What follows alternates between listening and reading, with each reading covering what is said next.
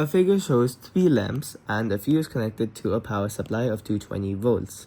That's what is given. The electromotive force is 220 volts and each lamp is labeled as 220 volts and 40 watts.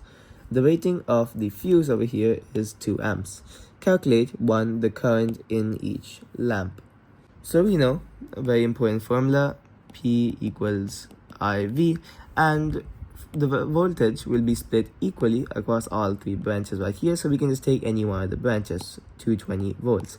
And the power rating of this lamp is 40 watts, so it produces 40 watts of power. So the current I is the power divided by the voltage, which is 40 over 220, which becomes 0.18 amps to 2 significant figures. So we get 0.18 amps, and now we can go to part 2, the current in the fuse. So we know that these 3 are identical lamps, so that means each of these have 0.18, 0.18, 0.18 amps flowing through them. And the current in the fuse is the total current of all of these 3 branches, because this is a parallel circuit.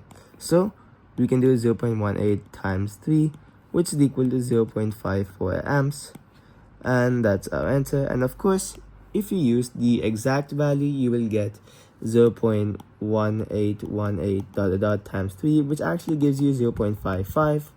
So that's also a correct answer. You can write either one of the 2. So now we can go to part 3. The total number of lamps all in parallel that could be connected without blowing the fuse. We have to find that. So if we have a certain number of lamps which are connected, and let's say that number is n, and each one has a current of 0.18 amps, or you can use the exact value, which is 40 by 220, 2 by 11. So each lamp has 2 by 11 amps of current, and there are n number of lamps, and they should not blow the fuse. That was what we need, right? So 2 by 11 times n, that's the total current of these lamps, and that has to be less than or equal to the rating of the fuse, which is 2 amps right there. And that means n is less than or equal to 11. And so the largest number over here is 11.